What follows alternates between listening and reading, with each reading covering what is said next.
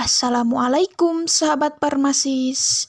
Kami dari kelompok 2 SIP 17 akan menjelaskan sedikit informasi penting nih terkait macam-macam jenis antioksidan.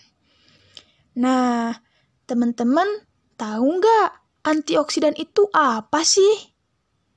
Antioksidan merupakan eksipien yang digunakan untuk mengontrol reaksi oksidasi, di mana dapat dicegah dengan melakukan beberapa modifikasi sediaan atau formula, seperti dengan melakukan penyesuaian pH, menambahkan zat coating agent atau antioksidan, atau melakukan perlindungan dari cahaya dan oksigen. Berikut merupakan daftar antioksidan menurut Handbook of Pharmaceutical Excipient edisi 5. Yang pertama ada alpha-tocopherol.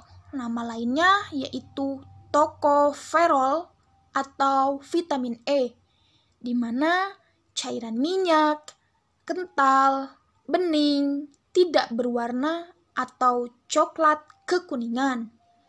Untuk konsentrasi penggunaannya yaitu 0,001 sampai 0,05%. Untuk kelarutannya, alpha-tocopherol praktis tidak larut air, tetapi mudah larut dalam etanol.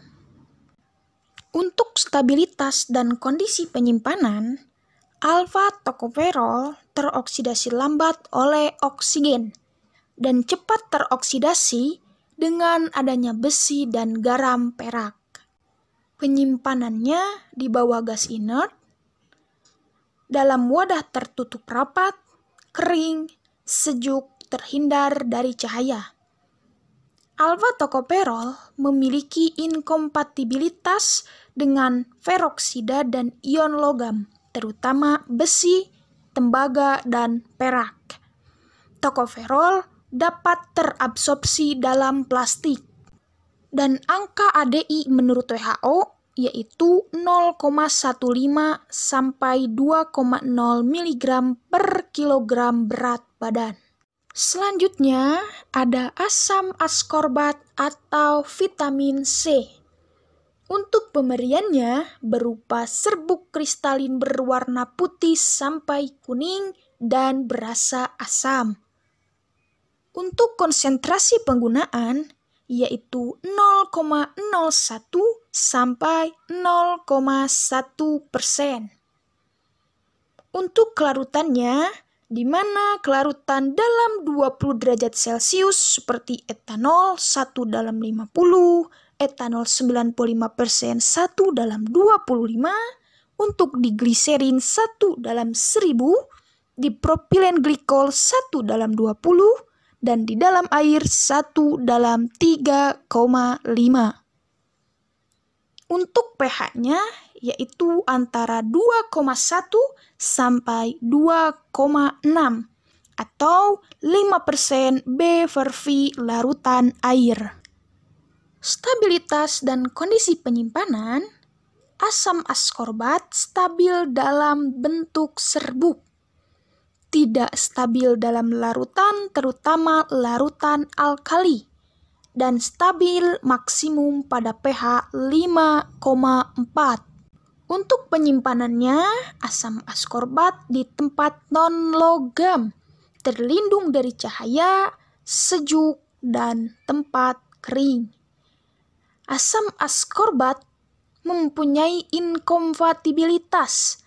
Dia inkompatibel dengan alkali dan ion logam berat. Angka ADI menurut WHO yaitu 15 mg per kilogram berat badan. Selanjutnya, ascorbyl palmitat. Konsentrasi penggunaannya 0,05%. Untuk pemberian yaitu berupa serbuk berwarna putih sampai kekuningan dan tidak berwarna. Untuk kelarutan, dalam kelarutan 20 derajat Celcius seperti contoh etanol 1/8, minyak zaitun, minyak kacang, minyak bunga matahari kelarutannya sama, yaitu 1/3300, serta air praktis tidak larut. Untuk stabilitas dan kondisi penyimpanan, ascorbyl palmitat stabil dalam kondisi kering. Penyimpanannya dalam wadah tertutup. Disimpan pada suhu penyimpanan 8-15 derajat Celcius dan perlu dihindari pada suhu lebih dari 65 derajat Celcius. Ascorbyl palmitat inkompatibel dengan oksidator dan oksidasi dikatalisis oleh sesepora ion logam seperti tembaga dan besi. Dan angka ADI menurut WHO yaitu 1,25 mg per kilogram berat badan.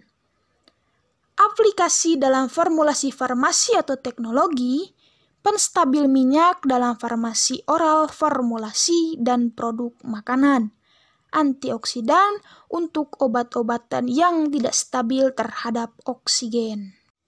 Yang selanjutnya ada BHA, mempunyai sinonim third butyl 4-methoxyphenol atau disebut juga butyl hydroxyanisodum. Saat digunakan dalam makanan, BHA berfungsi untuk mencegah ketengikan oksidatif lemak dan minyak. BHA mempunyai rumus C11H16O2, mempunyai ciri putih atau hampir putih, bubuk kristal atau padatan lilin putih kekuningan dengan bau aromatik yang khas. BHA harus dihindari dari paparan cahaya karena dapat menyebabkan perubahan warna dan hilangnya aktivitas. BHA harus disimpan dalam wadah tertutup baik, terlindung dari cahaya, disimpan di tempat yang sejuk dan kering. Inkompatibilitas BHA bersifat fenolik dan mengalami reaksi karakteristik fenol. Kemudian, teman-teman, di sini ada butylated hydroxytoluene atau BHT. Mempunyai sinonim agidol atau dalfak. Atau bisa juga disebut 2,6 bis 1,1 dimetil etil 4-metilfenol. BHT biasanya digunakan untuk menunda atau mencegah ketengikan oksidatif lemak dan minyak. Juga untuk mencegah hilangnya aktivitas vitamin yang larut dalam minyak. BHT mempunyai rumus C15H24O dan juga memiliki beberapa aktivitas antivirus yang telah digunakan sebagai terapi untuk mengobati Bravais simplex stabilitas. BHT mempunyai ciri berwarna putih atau kuning pucat, kristal padat atau bubuk dengan bau fenolik karakteristik samar. BHT juga harus dihindari dari paparan cahaya, kelembaban, dan panas, karena dapat menyebabkan perubahan warna dan kehilangan aktivitas. BHT harus disimpan dalam wadah tertutup rapat, terlindung dari cahaya, disimpan di tempat sejuk dan kering. Inkompatibilitas BHT bersifat fenolik dan mengalami karakteristik fenol. Kemudian yang keenam ada edetic acid atau EDTA, mempunyai sinonim acidum edeticum atau edatamil atau juga dapat disebut etilen diamin tetraacetic acid. EDTA akan membentuk stabil kompleks yang larut air dengan tanah alkali dan ion logam. Sebagai antioksidan sinergis, khususnya sekuestrasi, sejumlah kecil ion logam tembaga, besi, dan mangan yang mungkin dapat menjadi katalisator reaksi autooksidasi. EDTA juga memiliki beberapa aktivitas antimikroba dan paling sering dikombinasikan dengan antimikroba lain. EDTA juga memiliki peran sebagai pengawet karena efek sinergisnya. EDTA mempunyai rumus molekul C10H16N2O8 dengan ciri bubuk kristal putih.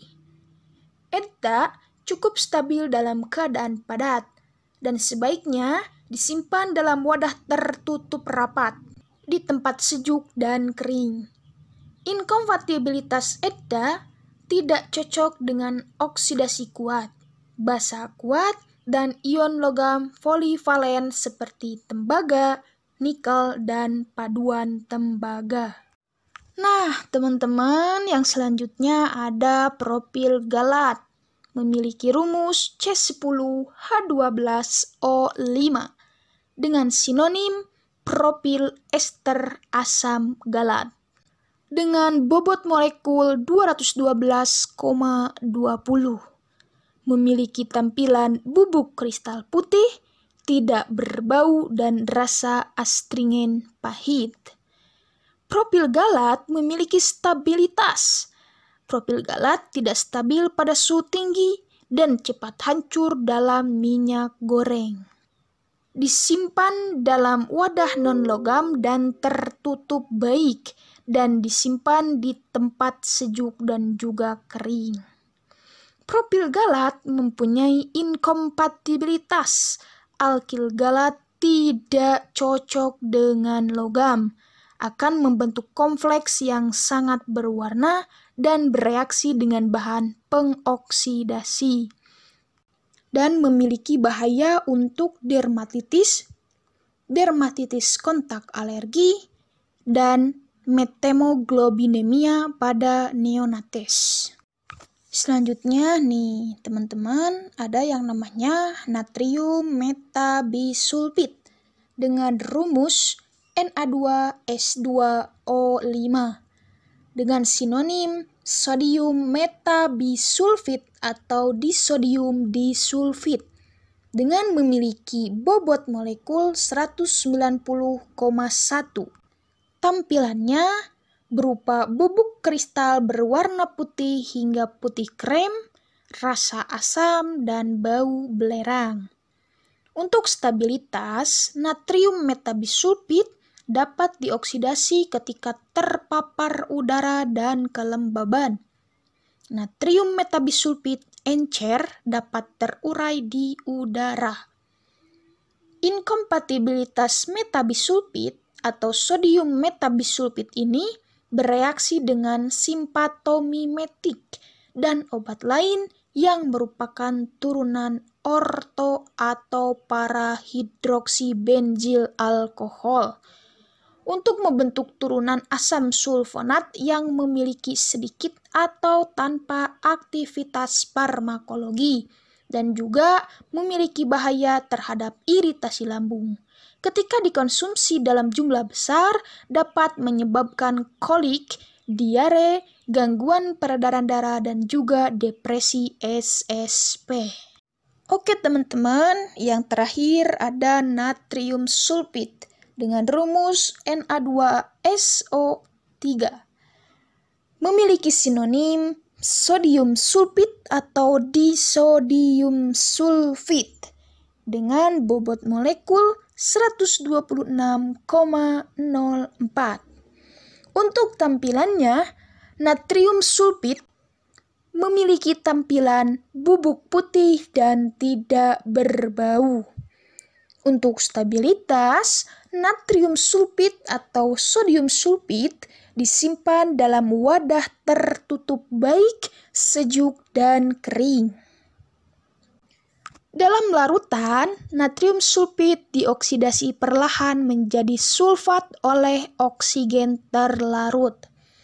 Natrium sulfit ini mempunyai inkompatibilitas, tidak cocok dengan asam, oksidator, banyak protein dan vitamin B, dan juga memiliki bahaya terhadap dermatitis kontak dan reaksi hipersensitivitas. Oke teman-teman, itulah ke-9 daftar antioksidan menurut Handbook of Pharmaceutical Excipient edisi 5. Semoga bermanfaat ya, dan mohon maaf apabila banyak kesalahan dalam penyampaiannya. Terima kasih. Wassalamualaikum warahmatullahi wabarakatuh.